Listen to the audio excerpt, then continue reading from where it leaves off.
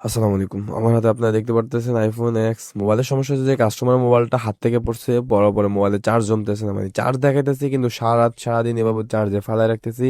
কিন্তু আমাদের চার্জটা কোনোভাবে বাড়তেছে না। মাঝে মধ্যে মোবাইলটা রিস্টার্ট নেয়। তো কাস্টমার মোবাইলটা আমার কাছে নিয়ে আসলো। সেক্ষেত্রে আমি কি করবো? এখন মোবাইলটা সর্বপ্রথম খুলবো। খুলে চেক করবো যে কি জন্য মোবাইলটা আমাদের চার্জ হইতেছে না। আপনাদের দেখানোর সুবিধার্থে আমি অন্য একটা মোবাইলে চার্জ দিয়ে দেখালাম। আমাদের চার্জারটা ঠিক আছে, চার্জারটা ভালো আছে। কিন্তু কাস্টমার এই ফোনটা কোনোভাবে চার্জ হইতেছে না, চার্জ জমতেছে না। তো সেক্ষেত্রে সর্বপ্রথম আমরা মোবাইলটা আস্তে আস্তে খুলে নেবো। খুলে নিয়ে চেক করবো কি জন্য মোবাইলের চার্জটা জমতেছে না। এখন আপনারা দেখতে পারতেছেন যে আমি আস্তে আস্তে পুরো মোবাইল খুলে নিলাম। খুলে নিয়ে স্ক্রিনশটটা খুলে নিয়ে যখন আমি চেক দিলাম যে আমাদের মূলত ব্যাটারি কানেক্টরটা একটু সমস্যা হয়েছে। কাস্টমার মোবাইলটা হাত থেকে পড়ার কারণে ব্যাটারি কানেক্ট একটু উঁচু হয়ে গেছে। তো সেক্ষেত্রে আমরা ব্যাটারি ভোল্টেজটা মাপলাম যে না, ব্যাটারি ভোল্টেজটা ঠিক আছে, মোটামুটি চার্জ দিলে আমাদের মোবাইলটা চার্জ হওয়ার মতো ভোল্টেজ ব্যাটারির মধ্যে আছে। সেক্ষেত্রে আমি কি করলাম, ব্যাটারি কানেক্টরটা ভালো করে লাগাই নিলাম। লাগাই নিয়ে এখন আমি মোবাইলটা চেক করবো যে মোবাইলটা আমাদের চার্জটা জমতেছে কিনা। আমি মোবাইলটা চার্জ দিয়ে যখন আপনার একটু সময় অপেক্ষা করলাম, অপেক্ষা করার পরে আমি দেখতে পারতেছি যে আমাদের মোবাইলটা এখন চার্জ হইতেছে। অলরেডি আমাদের মোবাইলটা এখন চালু হয়ে গেছে। আশা করি ইনশাল্লাহ আমাদের সমস্যাটা সমাধান হয়ে যাবে। এখন আপনারা দেখতে পারতেছেন যে আমাদের মোবাইলটা চালু হয়ে গেছে এবং আলহামদুলিল্লাহ খুব সুন্দর মতো আমাদের মোবাইলটা চার্জ হইতেছে। আসলে কাস্টমার যখন মোবাইলটা হাত থেকে পড়ছে, হাত থেকে পড়ার কারণে যে ব্যাটারি কানেক্টরটা, ওই ব্যাটারি কানেক্টরটা আলগা হয়ে গেছে, যার কারণে কাস্টমারের সমস্যাটা হয়েছে। এরপর আমরা ঠিক মতো ব্যাটারি কানেক্টরটা লাগাই দিলাম। লাগাই দেওয়ার পরে এখন আমি মোবাইলটা পুরোপুরি ফিটিং করে নিব। আসলে কাস্টমার যখন এই মোবাইলটা চালাইছিল, ওইটার ব্যাটারি কানেক্টরটা লুজ ছিল, যার কারণে ফিটিংটাও অ্যাকোর্ড ছিল না। এখন আমরা ভালো করে নাটগুলো একটু টাইট দিয়ে ভালো করে ফিটিং করে নিব। আশা করি পরবর্তীতে কাস্টমার এরকম সমস্যাটা আর হবে না।